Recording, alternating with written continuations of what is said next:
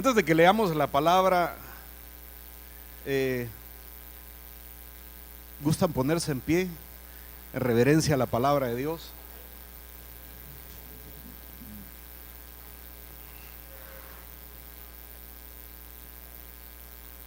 Dice la palabra de Dios de la siguiente manera: ¿quién de vosotros, teniendo un siervo que ara o apacienta ganado, al volver él del campo, luego dice, pasa, siéntate a la mesa? ¿No le decís más bien, prepárame la cena, cíñete y sírveme hasta que haya comido y bebido, y después de esto come y bebe tú? ¿Acaso da gracias al siervo porque hizo lo que se le había mandado? Pienso que no. Así también vosotros, cuando hayáis hecho todo lo que os ha sido ordenado, decid, siervos inútiles somos, pues lo que debíamos de hacer, hicimos. Padre, gracias por el privilegio que me das de poder estar acá en este lugar, en el Centro Cristiano de Fe. Gracias, Padre, por la bendición que le das a esta iglesia de poder celebrar estos 20 años de bendición, esos 20 años de victoria. Gracias, Señor, por tu presencia en este lugar. Te pido, Padre, que a través de tu Santo Espíritu puedas poner palabras en mis labios y puedas preparar el corazón de cada uno de tus hijos para que puedan recibir tu palabra. En el nombre de Cristo Jesús te lo pido. Amén y amén. Puede tomar asiento.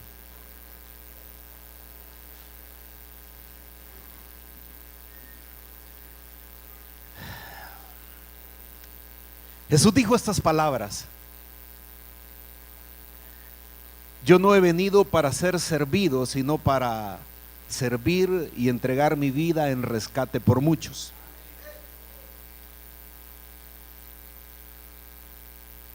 Una vida de servicio nos va a llevar a rescatar a muchos.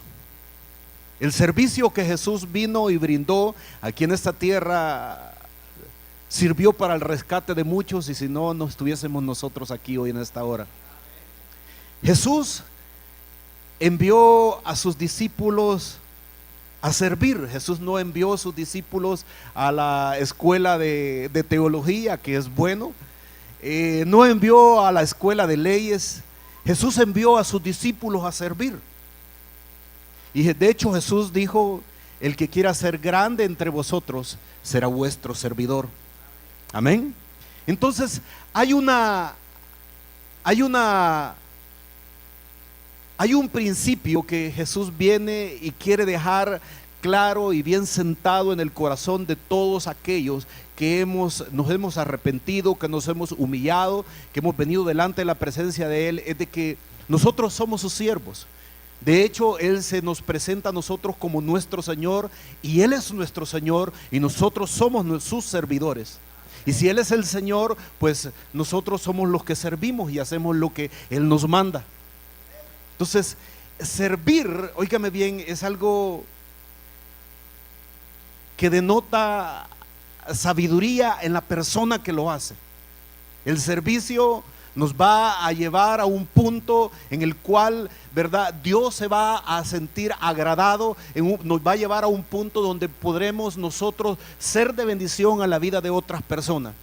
Pero hay diferentes tipos de servidores. Leyendo esta historia que Jesús narró acá en San Lucas 17, me doy cuenta que hay diferentes tipos de servidores. Y Jesús dijo estas palabras: ¿quién, teniendo un siervo que regresa del campo, de cuidar el ganado, de arar la tierra, le dice, ve, pasa a la casa, siéntate? Pues yo digo que no, dice Jesús. Al contrario, pues no le dice, cíñete, fuérzate, prepara la cena, dame de comer, y después de que haya comido, entonces come tú. Y después de que haya terminado la tarea, al caso le dice, ¿le da gracias por lo que hizo? Pues yo digo que no, dice Jesús. Entonces dice Jesús, cuando vosotros hayáis hecho esto, decid, siervos inútiles somos. No que les digan siervos inútiles, sino decid vosotros, cuando hiciste lo que debías de hacer, siervos inútiles somos. Entonces preste atención a esto. Y eso es lo que Dios habló a mi corazón y lo que yo quiero compartir con ustedes esta noche. Hay tres tipos de siervos. Hay siervos inútiles, hay siervos útiles y hay siervos que ni a inútiles llegan. ¿Cómo así, pastor? Le voy a explicar. Jesús dijo, cuando vosotros hayáis hecho lo que yo les pedí o lo que vosotros le pediste al siervo, y el siervo haya hecho lo que le pediste, el siervo diga, así mismo, siervo inútil soy. Entonces, cuando una persona hace tan solamente lo que se le pide, es siervo inútil. Ahora, cuando una persona viene y hace más de lo que se le pide, más de lo que se le dice, entonces esa persona pasa de ser un siervo inútil a ser un siervo útil. Pero a mí lo que me duele el corazón es que hay personas que ni tan siquiera hacen lo que se le pide. Y esas personas son las personas que ni tan siquiera llegan a inútil. No sé si me estoy dando a explicar esta noche. Entonces, la voluntad de Dios es que nosotros seamos siervos útiles para su obra. Entonces, ¿qué tengo que hacer, pastor, para poder ser yo una persona útil para la obra del Señor? No limitarme a hacer tan solamente lo que me piden, sino hacer más de lo que me dicen, hacer más de lo que me piden, ir y caminar la milla extra. Dice Jesús, dijo, si alguien te pide que vayas con él una milla, pues ve dos, dice. Amén. Entonces, usted me dirá, pastor, yo quiero ser un siervo o yo soy una sierva, pero yo no sé en qué nivel, en qué posición. Déjeme decirle, en las iglesias, en todas las iglesias hay de los tres grupos. Yo no sé en qué grupo estará usted. Contéstese a usted mismo esta noche y váyase meditando a la casa y diga, Señor, ¿seré útil o seré inútil? O llegaré, o ni tan siquiera llego a inútil. Ve al que está a su lado, dígale, ¿en qué grupo está? Dígale.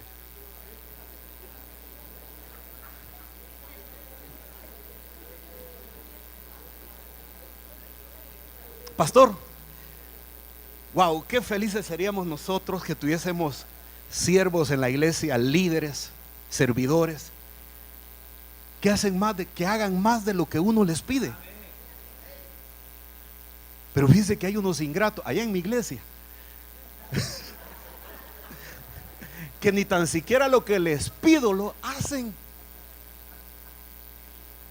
Aquí no pasa eso. El pastor me ha dicho de que no pasa esas cosas. Ahora, usted se preguntará, pastor, pero ¿qué beneficio, qué bendición hay el hecho de hacer más de lo que a uno le piden? Entonces, Jesús lo que estaba diciendo a través de esta historia es que si usted tiene un siervo y ese siervo hace nada más lo que usted le pide, ese siervo es un siervo inútil. Pero si usted le enseña a esa persona a hacer más de lo que se le dice, esa persona se convierte en un siervo útil. Hablando en lo secular, en las empresas, ¿quién es una persona útil? ¿Aquel que hace solo lo que se le pide?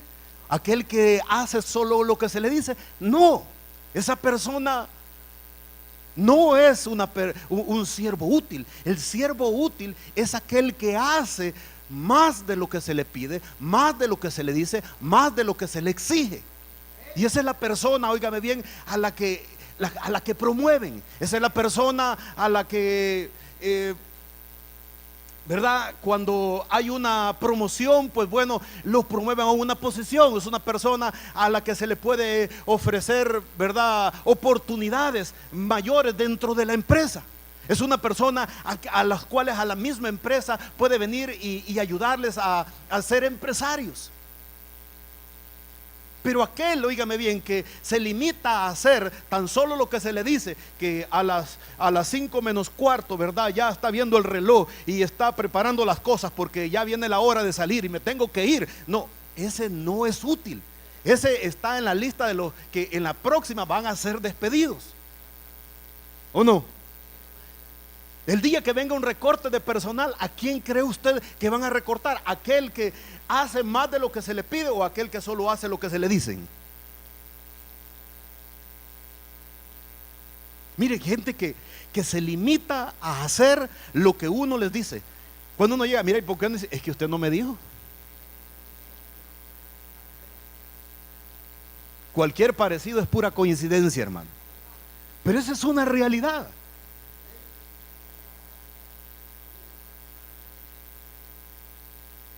Nosotros tenemos que vivir eso todos los días en nuestro trabajo. Veníamos hablando con mi esposa y me dice, nosotros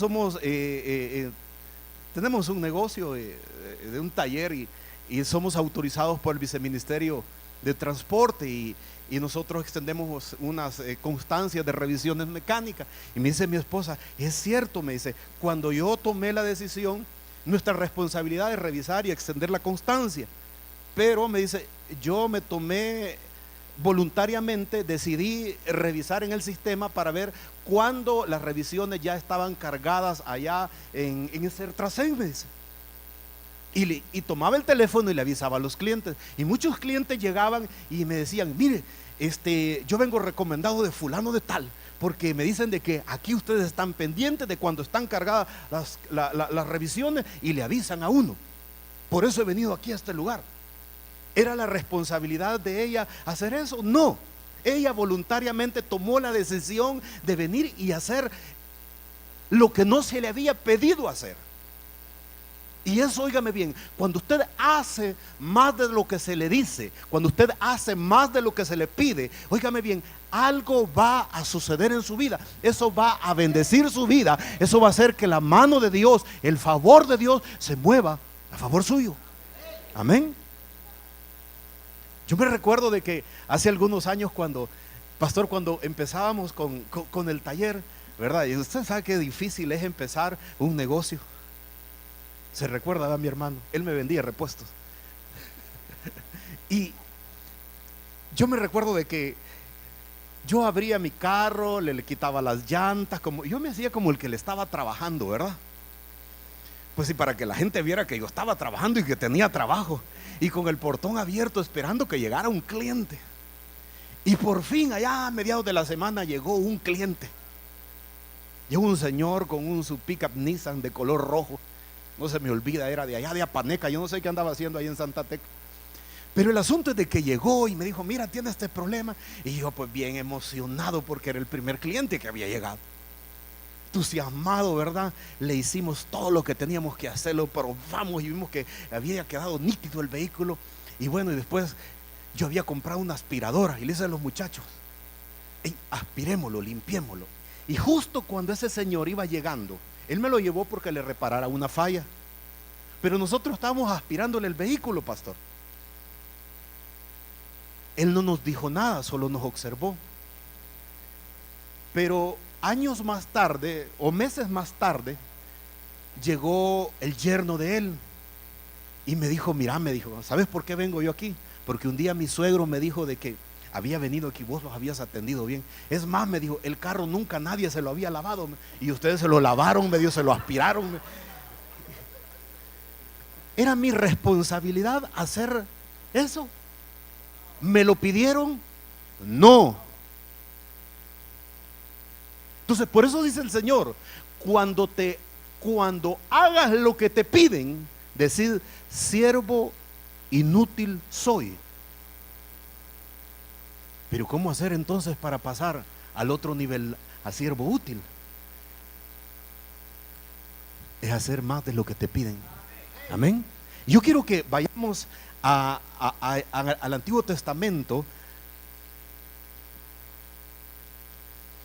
al libro de Samuel, a la historia de David y Goliat.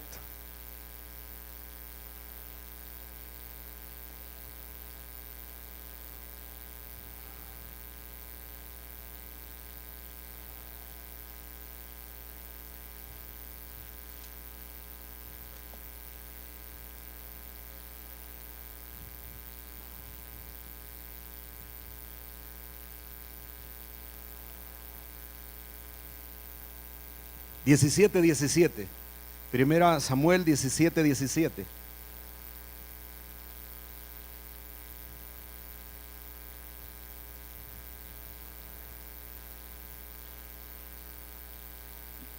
Dice la palabra de Dios, dice así. ¿Lo tienen? Y dijo Isaí a David su hijo: toma ahora para tus hermanos un efa de este grano tostado y estos 10 panes, y llévalo pronto al campamento de tus hermanos.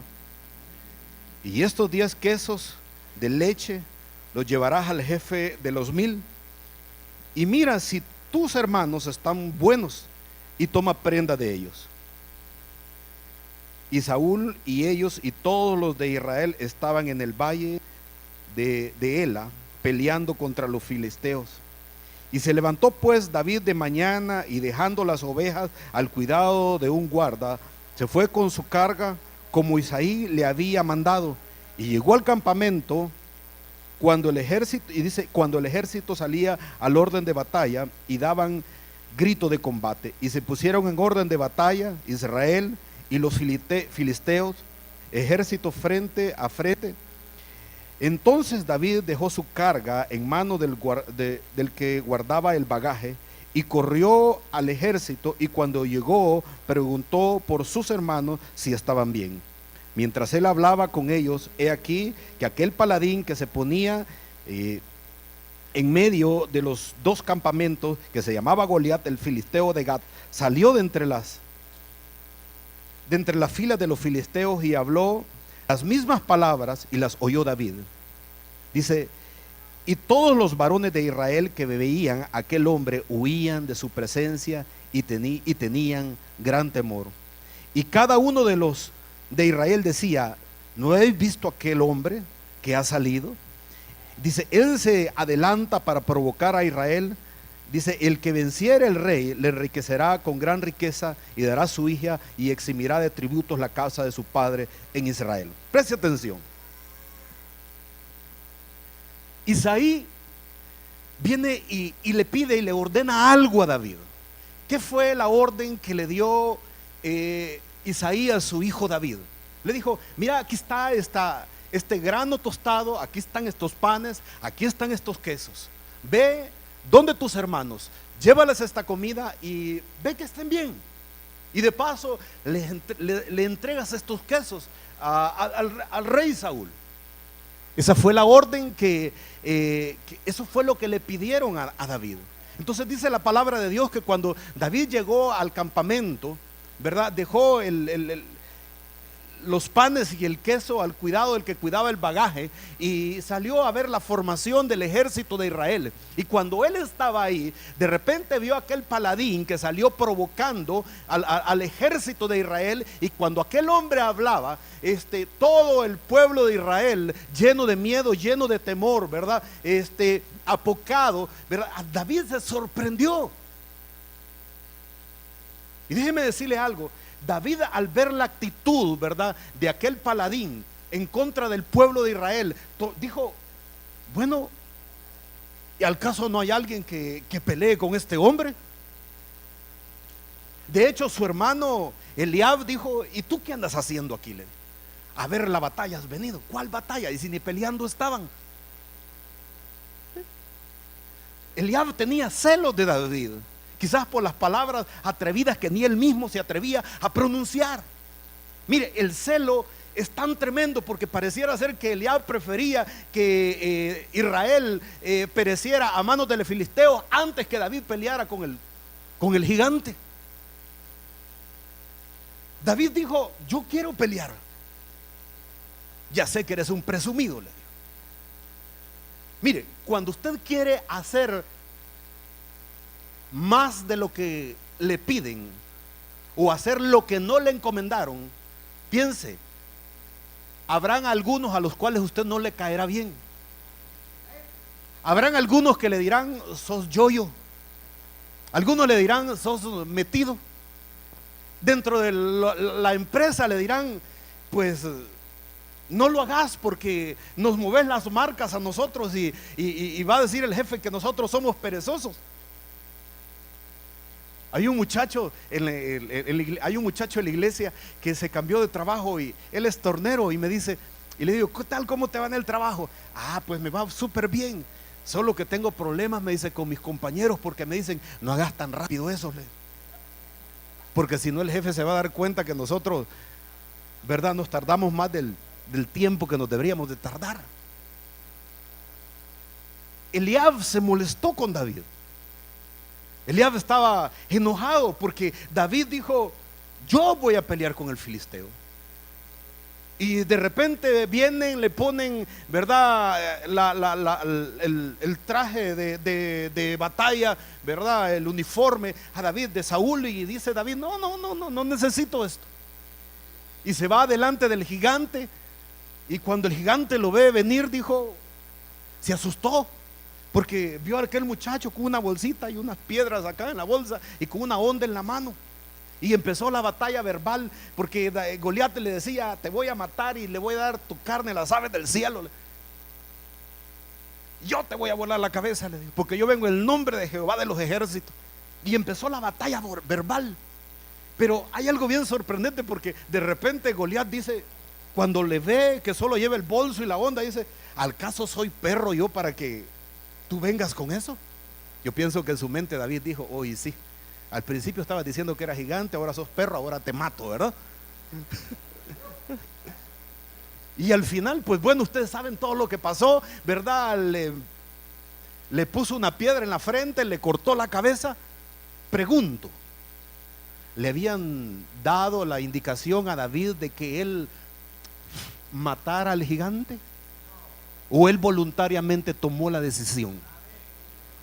¿Hay alguna parte en la Biblia, en la historia, donde diga que Dios le dijo que matara al gigante? No. La orden que le habían dado a David era ir a dejar comida a sus hermanos. Esa era la orden, esa era la indicación que le habían dado. Ahora pregunto, pongámosle así como que un poco de chile al asunto. Cuando David regresa a casa y lo ve su padre Isaí, le dice, David, ¿hiciste lo que te pedí? Sí, papá, hice todo lo que me pediste. Le di la comida a mis hermanos, tomé prenda de ellos, mira, aquí están las prendas, están bien, y le di los quesos a Saúl. Hijo, ¿y esa bolsa que traes ahí? ¿Qué es eso? Pues nada, papá, pero yo veo que tiene sangre esa bolsa. Ay, papá, le dijo, si solo es una cabeza, le dijo, y sacó la cabeza. Hijo, ¿y esa cabeza de quién es? Pues es de uno que salió allí gritando en contra del pueblo de Dios, le dijo, humillando al Dios de los escuadrones de Israel, le dijo. Pues si yo tomé la decisión y Dios te dijo que le cortara la cabeza. Pues no, le dijo, pero ahora qué hago, y ya se la corté, y cómo se la pego, ¿verdad? ¿Ah? Entonces,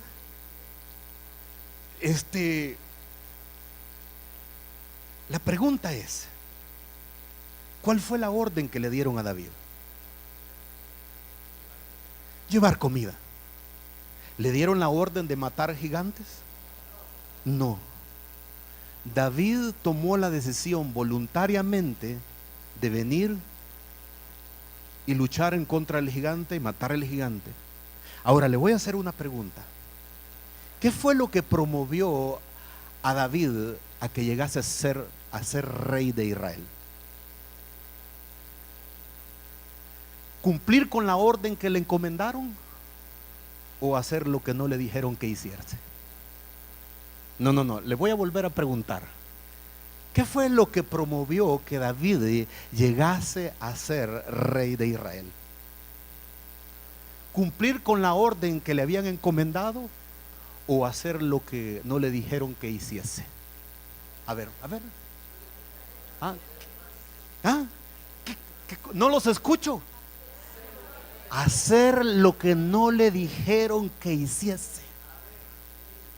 Iglesia, ¿hasta cuándo vamos a entender que la promoción de Dios para sus hijos está escondida detrás de aquello que Dios no te ha dicho que hagas? Pero muchas veces nosotros andamos como que muy subjetivos, ¿verdad? Y estamos como queriendo, es que Dios no me ha dicho. Y usted está viendo la necesidad, ¿verdad? Usted está viendo al vecino, a la vecina enferma, ¿verdad? Y usted está pues ahí esperando que un ángel venga del cielo y le diga, ve y ora por tu vecina. Usted está viendo a su familia que está hundida en el pecado, hundida en la maldad, están atados en las prisiones del enemigo, y usted, ¿verdad?, no hace nada por querer, ¿verdad?, abrir esas prisiones, por querer desbaratar los planes del enemigo, porque usted está esperando que Dios venga o un ángel del cielo descienda y le diga lo que tiene que hacer. Hay cosas que por lógica nosotros sabemos que tenemos que hacerlas. Amén. Y no estar ahí esperando que Dios me diga. A David no le dijeron, su padre no le dijo, ve y pelea con el gigante. Dios no le dijo, pero ese filisteo incircunciso estaba ofendiendo al Dios de los escuadrones de Israel y al ejército de Israel. Y dijo, yo no voy a permitir. La última, vamos allá al libro de Génesis.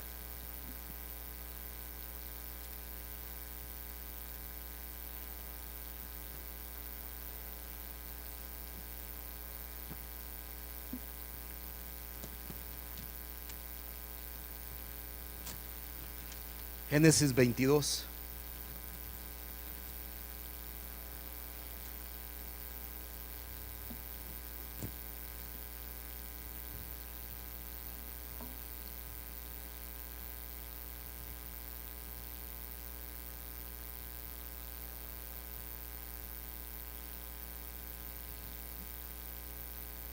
Y con eso voy a ir terminando. Yo creo que el tiempo ya, ¿verdad, pastor? 22:12.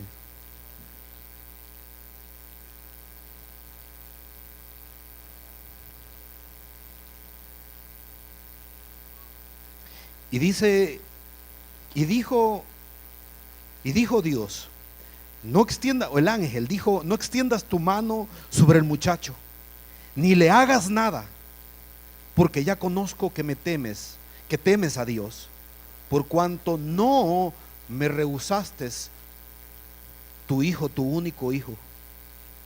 Entonces alzó a Abraham sus ojos y miró, y aquí a sus espaldas un carnero trabado en un zarzal por sus cuernos. Y fue Abraham y tomó el carnero y lo ofreció en holocausto en el lugar de su hijo. Y llamó Abraham el nombre de aquel lugar, Jehová proveerá. Por tanto se dice hoy, en el monte de Jehová será provisto. Y dice el 15, y llamó el ángel de Jehová a Abraham por segunda vez desde el cielo y dijo, por mí mismo he jurado, dice Jehová, por cuanto has hecho esto. Preste atención. Por cuanto has hecho esto. Pregunto, ¿qué es esto? Lea bien y lea detenidamente. Dios le da una orden a Abraham. Dame a tu hijo, a tu único hijo, al cual más ama, y ofrécemelo en sacrificio. Camino de 3 días. Y esa es la palabra de Dios, que Abraham vino, preparó la leña, preparó sus sirvientes, ¿verdad? Preparó las bestias y caminaron camino de 3 días. Y cuando llegaron al lugar, Abraham preparó la leña juntamente con el niño y acostó al niño sobre la leña. Y cuando Abraham alzó el cuchillo para enterrárselo en el cuello al niño, un ángel de Jehová apareció y le dijo, Abraham, no lo hagas. Ya sé que Dios dice, ya sé que me amas, no me rehusaste a tu hijo. Pero Dios dice, viene Abraham y dice, Dios me dio la orden de no hacerlo, pero yo no me puedo ir de este lugar sin no ofrecerle algo a Jehová mi Dios. Dice que de repente vio a sus espaldas y vio un carnero trabado en un zarzal. Entonces viene Abraham y agarra aquel carnero, lo pone sobre el altar y lo sacrifica y se lo ofrece a Jehová. ¿Qué fue lo que Dios le pidió a Abraham? Le pidió al hijo. ¿Y qué fue lo que Abraham le ofreció? Cuando Dios le dijo, ya no sacrifiques a tu hijo. ¿Qué le ofreció? Le ofreció un carnero. Ahora, preste atención. Entonces dice la palabra de Dios, cuando el ángel le dijo, por cuanto has hecho esto, dice, por cuanto has hecho esto, ¿qué es esto? Es el carnero. Amén, es el carnero, ¿o no? Amén, es el carnero. Entonces dice, yo te pedí a tu hijo, tú me ibas a dar a tu hijo, pero yo me di cuenta que me amabas y ya no era necesario que sacrificaras a tu hijo, porque no rehusaste dármelo. Pero por cuanto has hecho esto, que en lugar de tu hijo veniste y me diste lo que yo no te pedí, diste un carnero, yo juro, dice el Señor, preste atención, lea lo que dice acá. Dice, no me rehusó tu único hijo, de cierto, dice, te bendeciré y te multiplicaré tu descendencia como las estrellas del cielo, como las arenas del mar que están a la orilla del mar, y tu descendencia, dice, poseerá las puertas de tu enemigo. Amén. Preste atención. Por cuanto hiciste esto, por cuanto me diste lo que yo no te pedí, yo te prometo que te bendeciré en gran manera, y tu descendencia será como las estrellas de los cielos. Amén. Preste atención. Mire qué bendición más grande hay cuando nosotros hacemos más de lo que nos piden. Amén. No sé si ahora yo pienso, pastor, de que ¿será que Dios hubiese dado la misma promesa si Abraham hubiese dicho, muy bien, ya no quiere que le dé a mi hijo, ok? Yo pienso que no hubiese sido la misma promesa, porque Dios dice, por cuanto hiciste esto y no me rehusaste a tu hijo. Está hablando de dos cosas: de haber ofrecido algo que Dios no le pidió. ¿A qué quiero llegar esta noche? Dios quiere que seamos siervos útiles. ¿Hay alguien en el piano? No.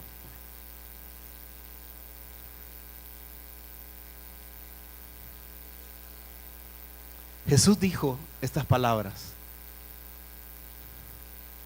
cuando aquella mujer samaritana llegó clamando por su hija que estaba siendo atormentada por un demonio. ¿Se recuerdan de eso, verdad?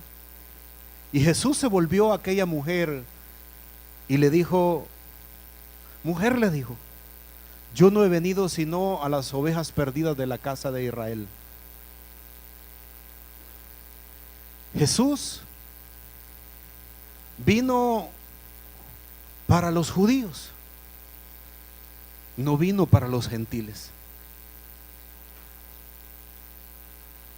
No hay, la orden que Dios le había dado era ir y salvar lo que se había perdido, y eran los judíos. Dios no lo envió para los gentiles. No sé si me voy a meter en un lío con esto, pero yo no veo algún escrito que diga ahí que Dios lo había enviado para los gentiles. La orden que Jesús había recibido es ir por las ovejas perdidas de la casa de Israel. Pero si Jesús se hubiese limitado a hacer tan solamente lo que su padre le había ordenado, él hubiese quedado en la categoría de siervo inútil.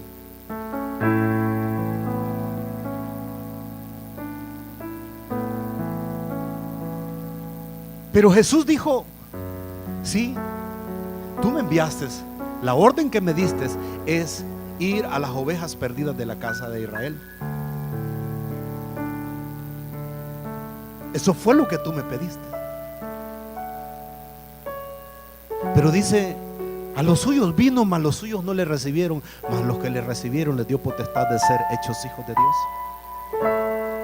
Hay unos que no querían, pero habían otros que querían.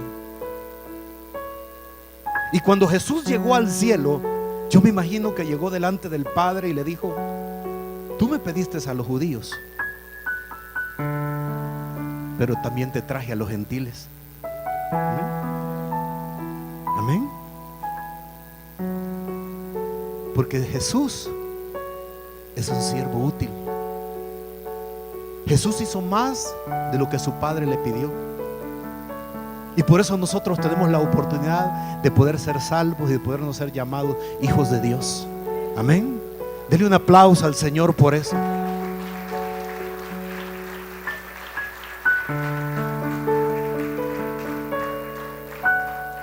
¿Sabe qué fue lo que exaltó a Jesús hasta lo sumo?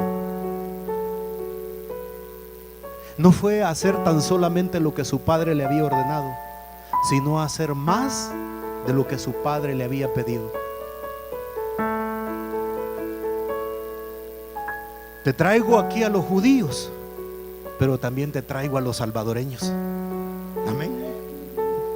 Esto fue lo que me pediste, pero esto fue lo que yo voluntariamente decidí hacer. Dios no quiere que usted se limite tan solamente a hacer